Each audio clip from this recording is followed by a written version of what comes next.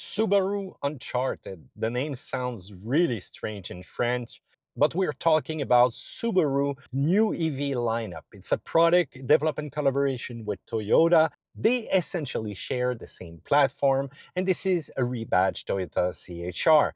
It's kind of different in a visual way, but when you look at the CHR, you know their cousin. You know that those parent companies sleep together and create some cool EV. This is not the first and it's not going to be the last.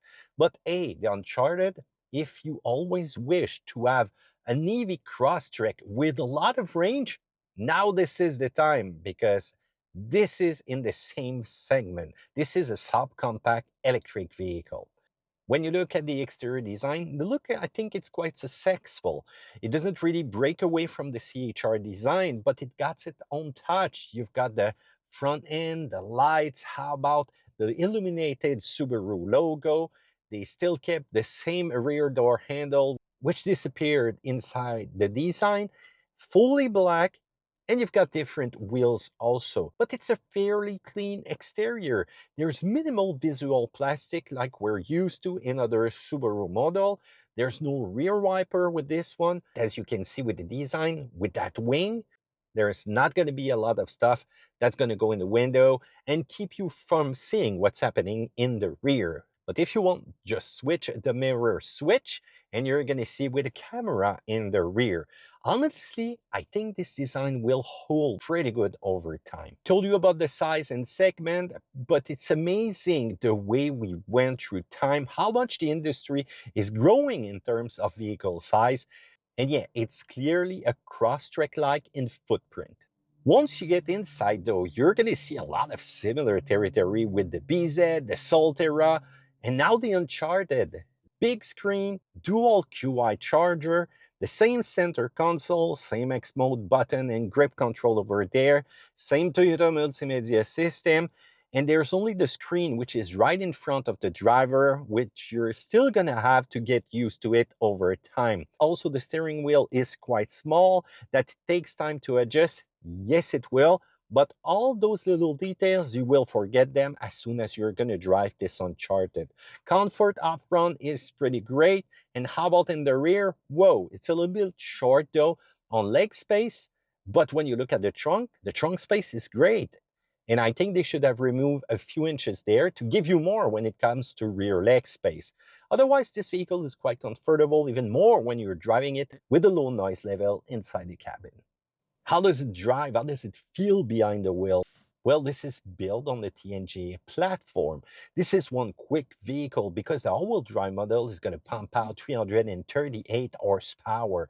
If you want a front-wheel drive version, this is kind of strange to say that with Subaru though, it's available, but it's only going to be about 221 horsepower in this front-wheel drive version. It's not really quick, but this one that we are driving, the GT model, is very quick, quiet, and really strong under hard acceleration. But don't expect a lot of driving precision. It's a bit lacking. Feels slightly loose though, and you can sense also the weight of the vehicle as soon as you're going to push it. And how those tires and wheels kind of look good though, but those tires will lose grip pretty early. Well, just like a lot of EV vehicle out there. But for driving daily commute, wow, it's an amazing vehicle. And there's no really drive mode that you can select. There's eco, normal, and sport, but that's about it. Doesn't quite really change a lot when you select it.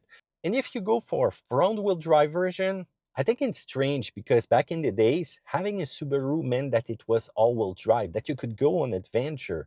But you're going to be good for 496 kilometers of pure electric range. But if you go all-wheel drive, it's going to be around 438. And let's talk all-wheel drive system, two electric engine.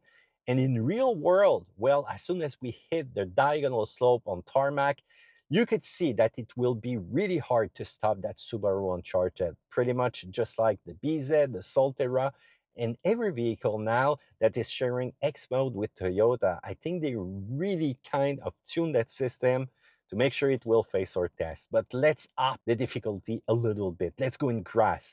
Even with grass, it couldn't be stopped. Usually grass is slipperier. Once again, that traction goes where exactly it needs to, and that vehicle was able to get out of problem just by snapping the finger.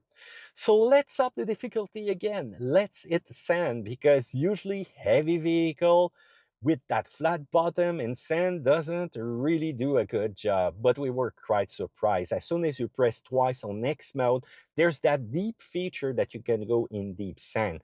If you floor it, you're going to see that the power will sometimes be restrained with that traction control, even if it's off. The vehicle's going to shut it down maybe too fast, then bring it back on, too fast, turn it off, too fast, bring it back on.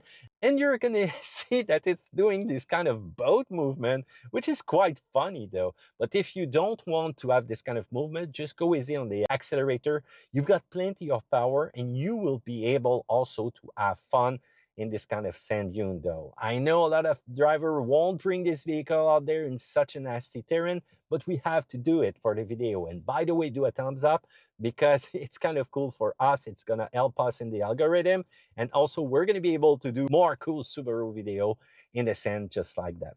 So it's really, really capable. I was kind of amazed.